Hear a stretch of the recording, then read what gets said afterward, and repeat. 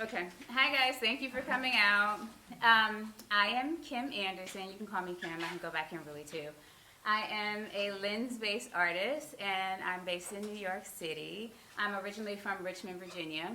And this work is a long-form photo essay that I had been working on kind of from 2015 is when I really started, and then 2019 I had gone back. And it's kind of a love letter to the rural town in South Carolina that my grandparents and great-grandparents and great-great-great and great-great-great grew up in. And so the remarkable thing is 80% of the community of Marion is, they're black.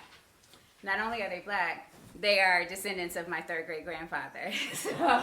And the family has just been here all of these years. And so my grandmother, she passed away in 2019. And, you know, she was like 94, 95. It's debatable.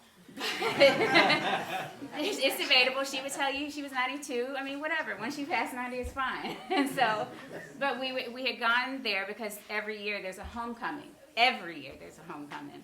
And it's based around the black church down there called St. James. And so we went there, and we were returning her to the land that my great-great-uncle Zach bought in 1919, and that is the family cemetery. And so, like, everyone is buried there. And so it's kind of just a love letter to that area that my family is from, and telling their stories, and yeah, just following the lives. I mean, it's important, it's imperative for black people to tell black stories, especially as it relates to black lineage, because for so often we don't get the chance to go back and know. So that's the same cover. Thank you.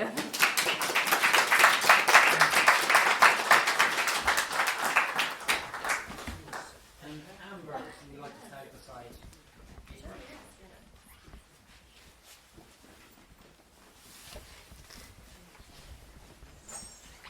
Good to see so many familiar faces and new faces.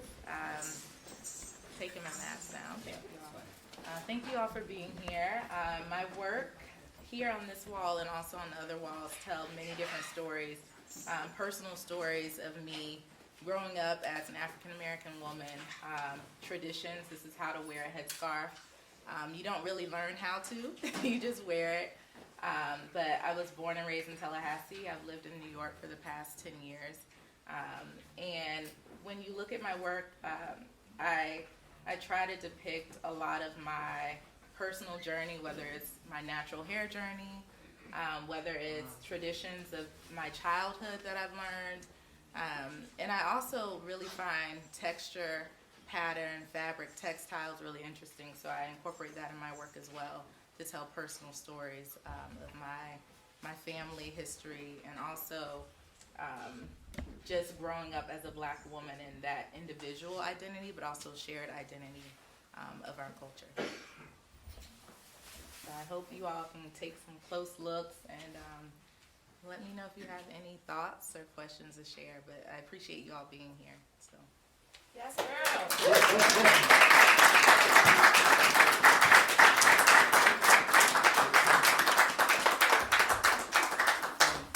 Myra? Yeah, where are you going to take me, Father? Over here? Kevin, come give me some love. Yeah. All right.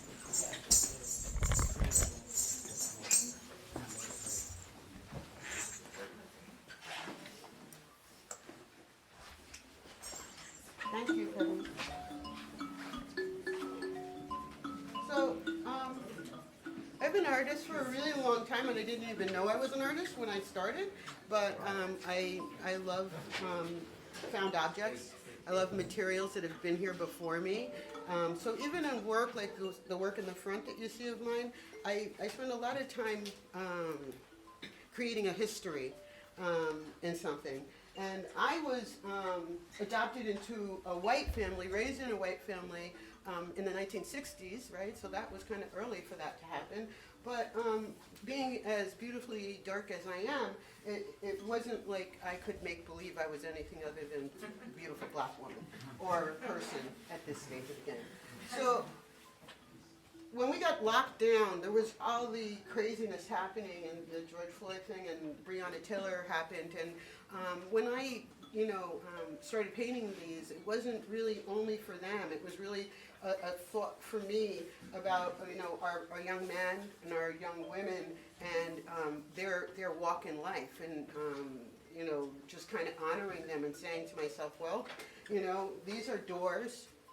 Let's open the doors. Let's open the doors to the reality of our story. Let's open the doors to the idea that there can be unity. I was completely engulfed, and I'm raised by in a white community. I've been embraced by my family. My family has supported my every move, even when they shouldn't have. I mean, so the idea that there can be some kind of way that we communicate, we share, and is there. It's really there. And so I will continue to work on doors, and I'll continue to tell the story. I have ones of my biological family, because now I've ran into them at the Smithsonian of all places. Being an artist, it's kind of cool, right? Anyway, so that whole concept that has happened to me, it's kind of like you're running up an hill that you're hoping that some people follow you up.